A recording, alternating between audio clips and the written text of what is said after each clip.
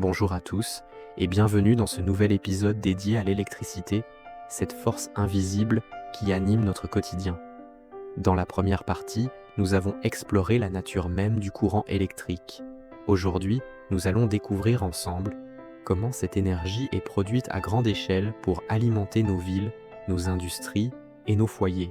Vous êtes-vous déjà demandé comment on transforme un simple mouvement en lumière, en chaleur ou en information ?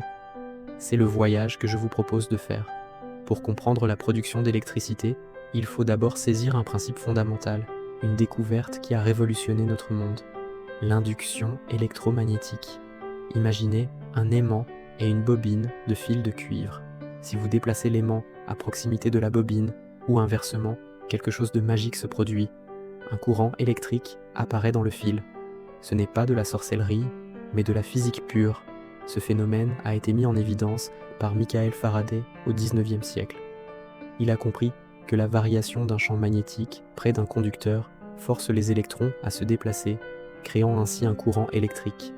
Ce principe est le cœur de la quasi-totalité de nos centrales électriques. Le but de n'importe quelle centrale, qu'elle soit nucléaire, thermique ou hydraulique, est de faire tourner une machine qu'on appelle un alternateur.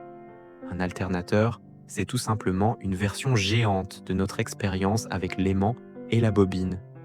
Il est composé d'une partie fixe, le stator, qui contient des bobines de fil, et d'une partie mobile, le rotor, qui est un puissant aimant.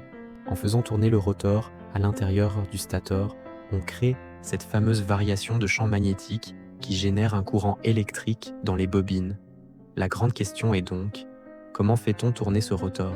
Toute l'ingéniosité humaine a été mobilisée pour trouver des moyens efficaces de créer ce mouvement de rotation. L'objectif est de faire tourner une turbine, qui est elle-même reliée à l'axe de l'alternateur.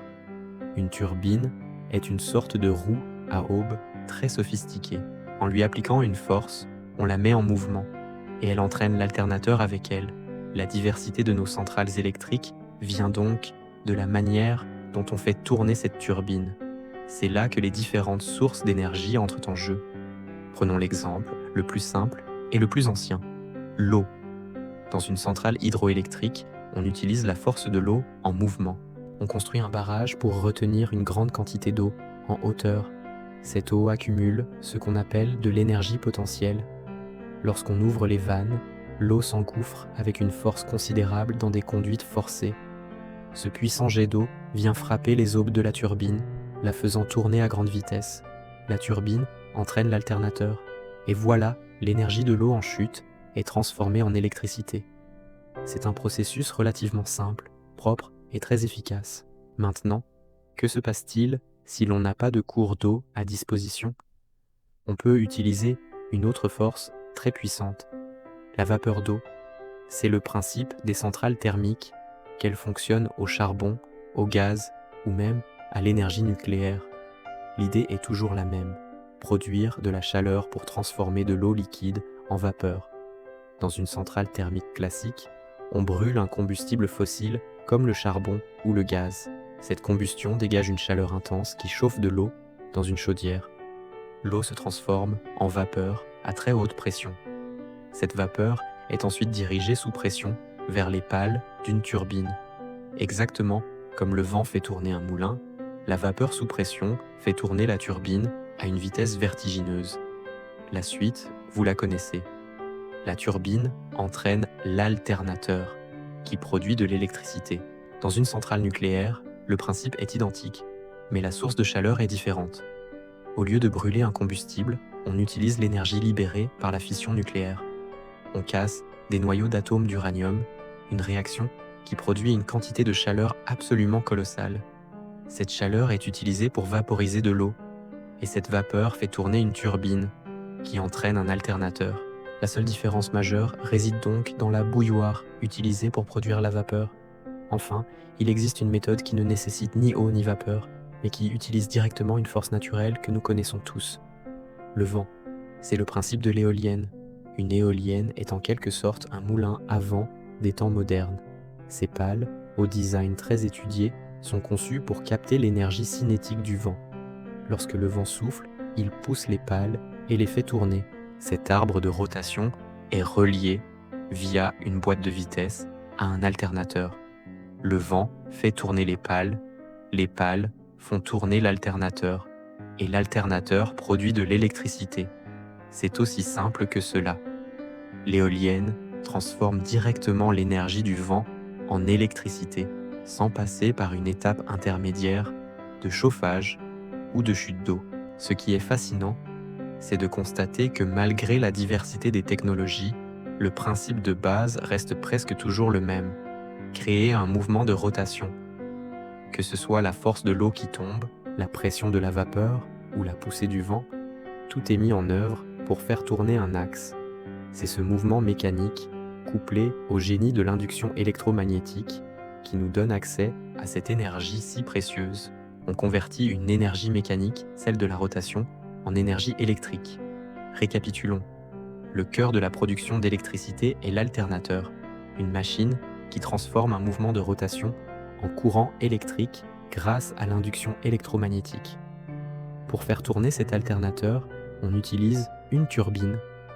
Et pour faire tourner cette turbine, on peut utiliser la force de l'eau qui chute dans une centrale hydroélectrique, la pression de la vapeur produite en chauffant de l'eau dans une centrale thermique ou nucléaire, ou encore la force du vent qui actionne les pales d'une éolienne. Chaque méthode a ses avantages et ses inconvénients, que ce soit en termes de coût, d'impact environnemental ou de fiabilité. Mais toutes reposent sur cette idée brillante: faire tourner un aimant dans une bobine de fil. C'est une illustration parfaite de la façon dont une découverte scientifique fondamentale peut se transformer en une technologie qui façonne notre civilisation. Nous n'avons fait qu'effleurer la surface de ce sujet passionnant. D'autres méthodes existent, comme l'énergie solaire photovoltaïque qui convertit directement la lumière en électricité sans aucune pièce mobile, un processus totalement différent que nous aborderons une autre fois. Nous n'avons pas non plus parlé de la manière dont cette électricité, une fois produite, est acheminée jusqu'à nos prises de courant. Ce sera l'objet d'un futur chapitre, où nous explorerons les incroyables défis du transport et de la distribution de l'électricité sur de longues distances.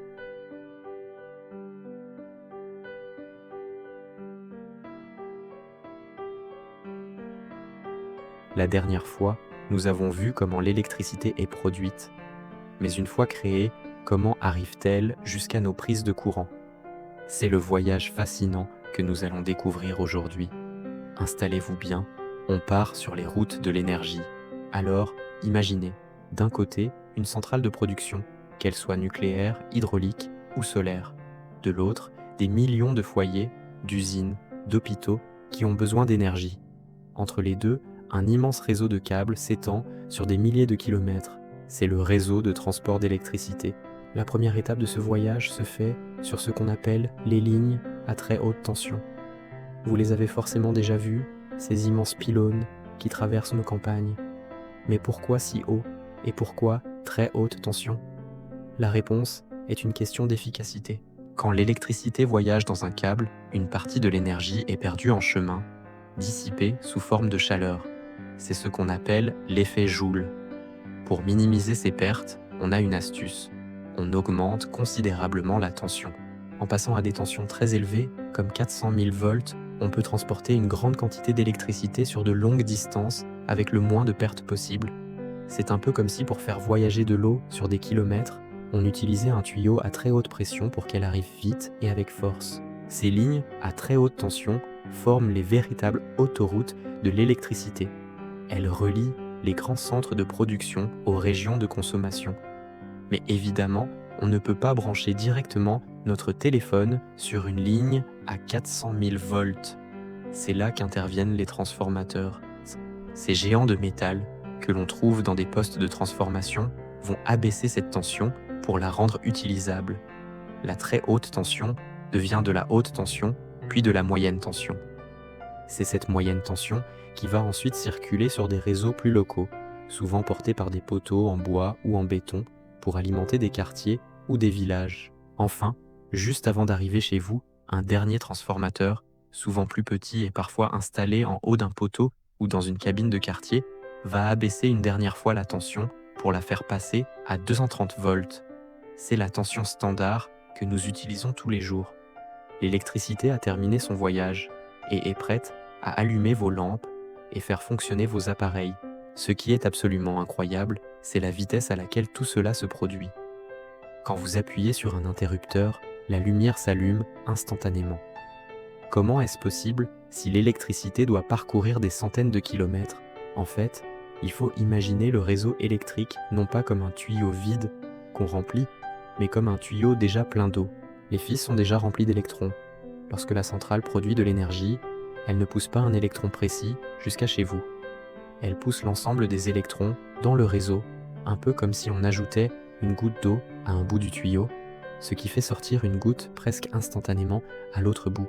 Ce qui voyage à une vitesse proche de celle de la lumière, ce n'est pas l'électron lui-même, mais l'onde électrique, le signal, qui met en mouvement tous les électrons du circuit en même temps. C'est pour ça que la réponse est immédiate. Maintenant, parlons du rôle du réseau dans son ensemble. Le réseau électrique n'est pas juste une collection de câbles, c'est un système intelligent et incroyablement complexe, géré en temps réel. Sa mission principale est d'assurer à chaque seconde l'équilibre parfait entre la production et la consommation. Pensez-y, l'électricité ne se stocke pas facilement à grande échelle. On doit donc produire exactement la quantité d'électricité qui est consommée à un instant T. Si on produit trop, le réseau risque la surcharge. Si on n'en produit pas assez, c'est la panne. Le gestionnaire du réseau, comme un immense chef d'orchestre, surveille en permanence la consommation. Quand des millions de personnes allument leur télévision le soir pour le journal, la demande augmente d'un coup. Le gestionnaire doit alors demander aux centrales d'augmenter leur production ou d'importer de l'électricité depuis des régions ou des pays voisins pour répondre à ce pic. A l'inverse, au milieu de la nuit, quand la consommation est au plus bas, il faut réduire la production. Cet équilibre est un défi de tous les instants. Le réseau doit être robuste, flexible et interconnecté. Les interconnexions entre les régions et même entre les pays sont cruciales. Elles permettent une solidarité énergétique. Si une région a un surplus de production, par exemple une journée très venteuse pour les éoliennes, elle peut l'exporter vers une autre région qui en a besoin. Cela assure la sécurité de l'approvisionnement pour tout le monde et optimise l'utilisation des différentes sources d'énergie. En résumé, le transport de l'électricité est une prouesse d'ingénierie. Ça commence par une élévation de la tension pour voyager sur de longues distances via les lignes à haute tension avec un minimum de pertes. Puis, la tension est progressivement abaissée par des transformateurs jusqu'à atteindre nos foyers. Tout cela se passe quasi instantanément grâce à la nature même du courant électrique. Et au cœur de tout, le réseau électrique agit comme le cerveau de l'opération, assurant l'équilibre vital entre ce qui est produit et ce qui est consommé, 24 heures sur 24, 7 jours sur 7. Voilà, j'espère que ce voyage au cœur des lignes électriques vous a éclairé. C'est un monde invisible, mais absolument essentiel à notre vie moderne.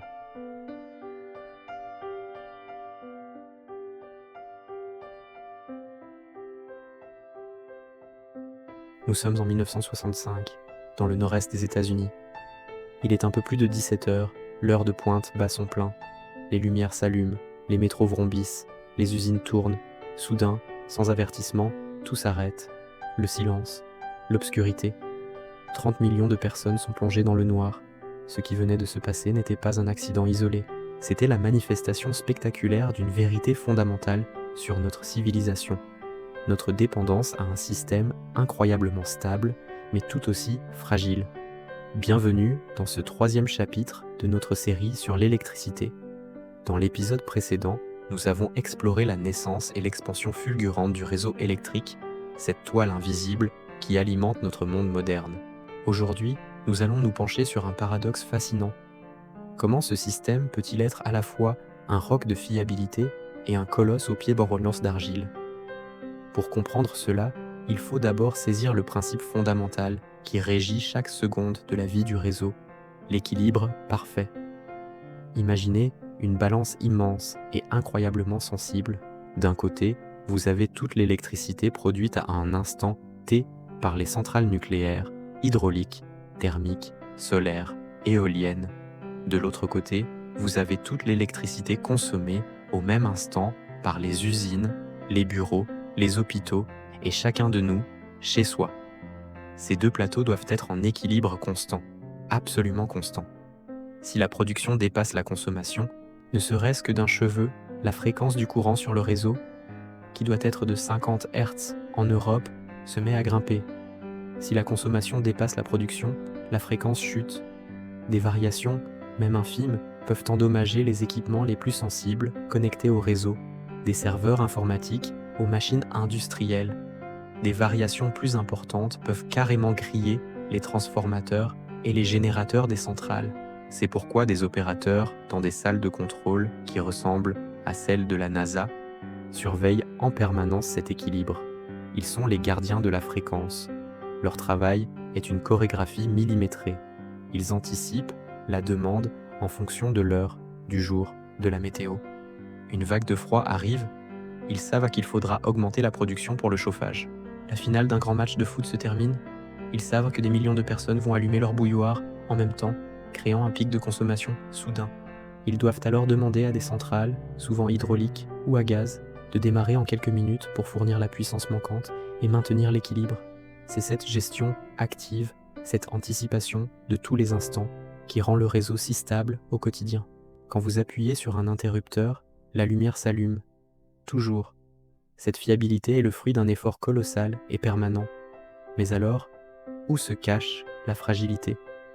Elle se niche précisément dans cette interconnexion qui fait sa force. Le réseau n'est pas une série de systèmes locaux indépendants, c'est un maillage continental. Les réseaux de France, d'Allemagne, d'Espagne, d'Italie et de dizaines d'autres pays sont tous connectés. Cette interconnexion permet de s'entraider. Si la France a un surplus de production, elle peut le vendre à l'Italie qui en a besoin et vice-versa. Cela optimise les coûts et assure la sécurité d'approvisionnement. Cependant, cette interdépendance est aussi un talon d'Achille, car une perturbation locale, même mineure, ne reste pas locale.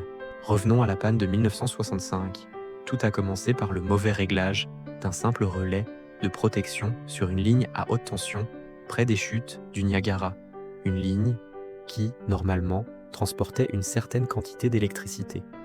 Ce jour-là, elle en transportait un peu plus. Le relais, mal calibré, a cru à une surcharge dangereuse et a déclenché la coupure de la ligne. Normalement, ce n'est pas un problème. Le courant se serait simplement réparti sur les lignes voisines. Mais, ce jour-là, ces lignes étaient déjà proches de leur capacité maximale. L'afflux soudain de courant les a surchargées à leur tour, provoquant leur propre mise hors service par sécurité. C'est l'effet domino. En quelques secondes, le courant, ne trouvant plus de chemin, a provoqué des surcharges en cascade sur tout le réseau du Nord-Est. Les centrales, pour se protéger, se sont déconnectées les unes après les autres.